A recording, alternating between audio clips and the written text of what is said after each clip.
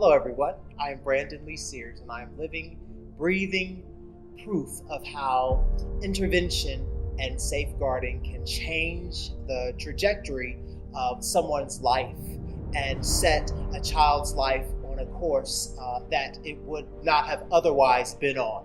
For me, intervention came at the age of 10 years old after taking care of my brothers for 3 years while my parents were addicted to crack cocaine and other drugs. And thankfully, I had arts education programs that were integrated into a school system that gave me the opportunity to study instruments, develop emotional resilience, and be able to channel the emotions and feelings I was having through arts. I just want to commend you for the work that you've done and you will continue to do. I believe it's so important that you never lose focus of the great work you're already doing, because I'm a living testimony of the important work that intervention can have in a young child's life. As a child, I was living, with 4 brothers in a home of drug addiction. And when, my mother and father began using crack cocaine, what followed was a life of having to accept responsibility that's obviously was then far beyond my years. The thing about substance abuse is that it doesn't exist in a vacuum. So children who are suffering from it, its effects are likely to be subject to a number of challenges and vulnerabilities in their home life. And those include, neglect, disruption of household routines, physical and emotional abuse, domestic violence, poverty, and exposure to drugs, and then the temptation and normally what is the habit of taking drugs themselves. So these were all symptoms that affected me, and a lot of times my experience was marked with guilt, shame, and obviously fear of intervention by officials. So when you go to children, know that they're going to be reluctant to disclose problems because of the uncertainty of who they're talking to. I know as a kid, I experienced sadness, isolation, depression, anger, frustration, so much fear and anxiety because of what was going on. And children whose parents are using drugs and alcohol, we're having to not only care for our siblings, but care for our parents as well. As a kid, everyone around me used drugs. Most every adult I knew was heroin, crack addict, alcoholic. My mom couldn't shake her addiction.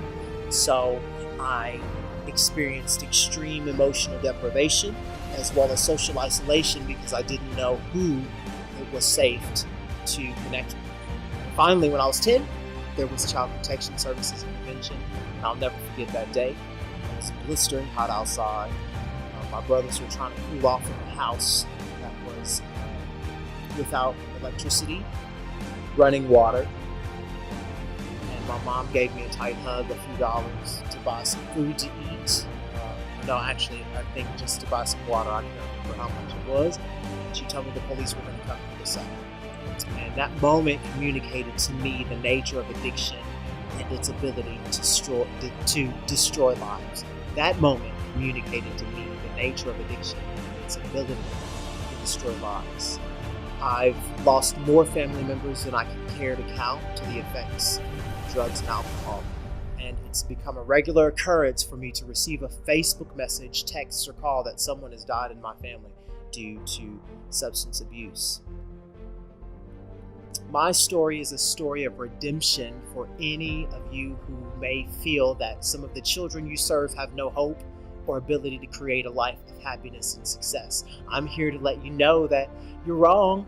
A young person may feel that they're held captive to habitual patterns of behavior that can continue to keep them from living the life of their dreams, but it doesn't have to continue.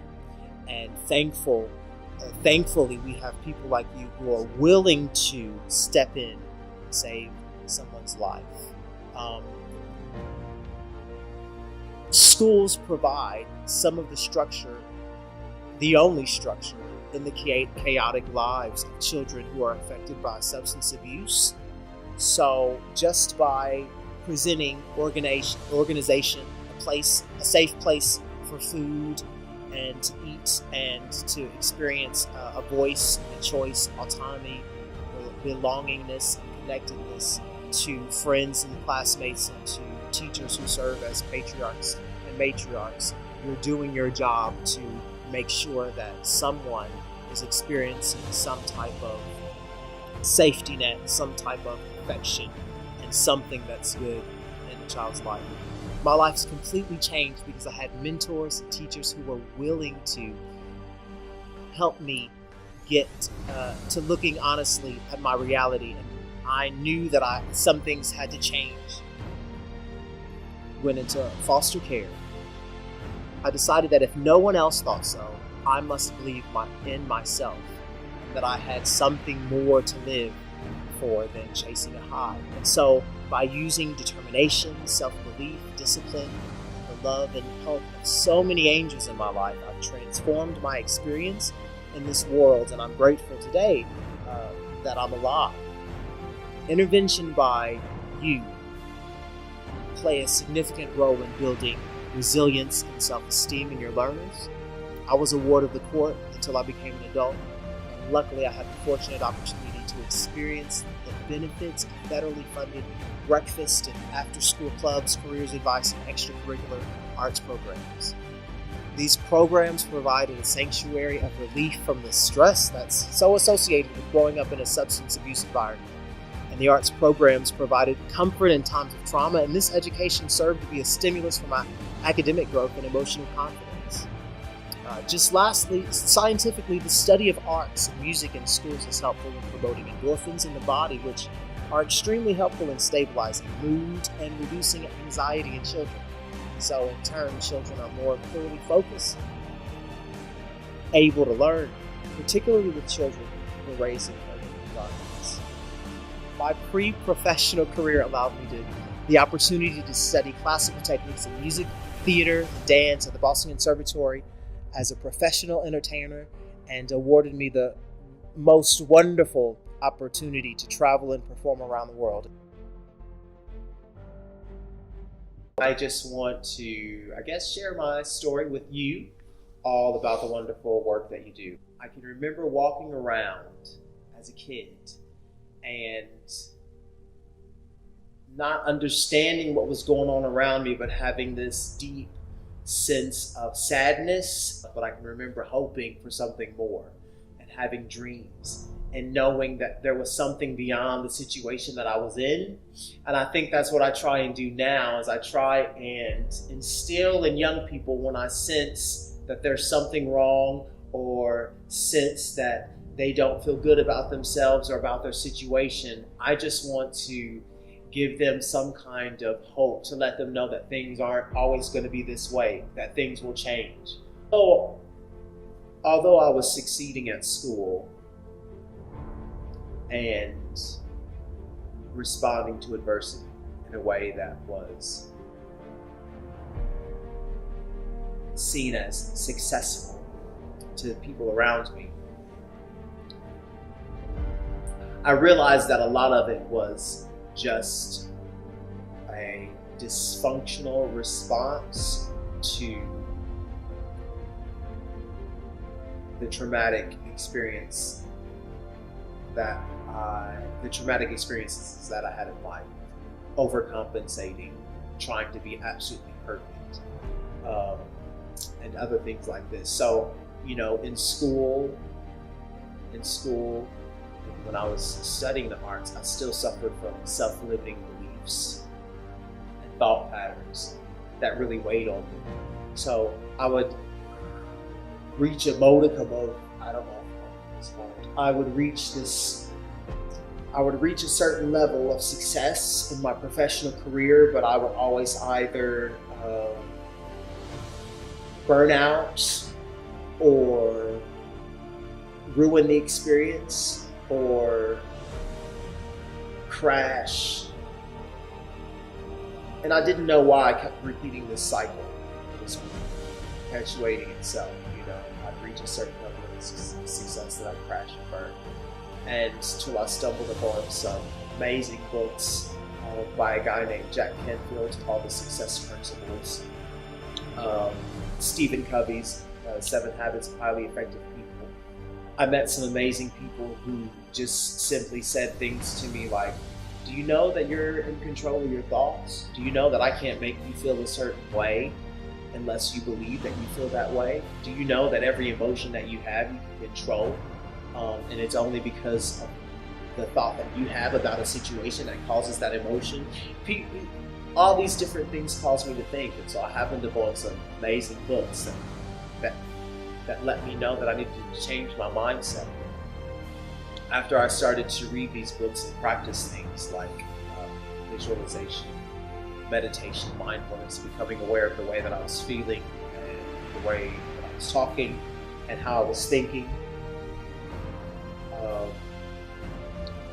I became aware. I started to change my life. That's the amazing thing about trauma and about growing beyond trauma, is that you can learn from it, you can build character from it, you can gain strength, but also the feeling and the emotions that are attached to that experience have the ability to connect people together.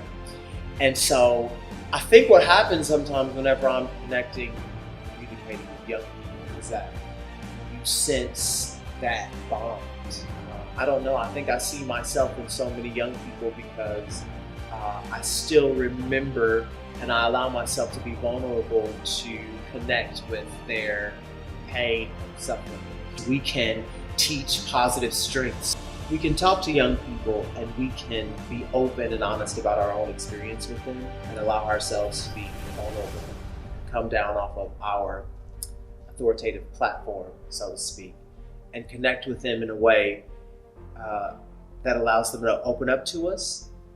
We can talk to them, we can ask them to be open, and we can start building character strengths in them by getting them to connect emotionally to their own stories. In my classes, a child will start to dance. I'm pushing the child, I'm teaching them the choreography, and they're becoming a little bit overwhelmed with the stress of it all. I used to be the children's captain for Motown the Musical, which was a show in the West End.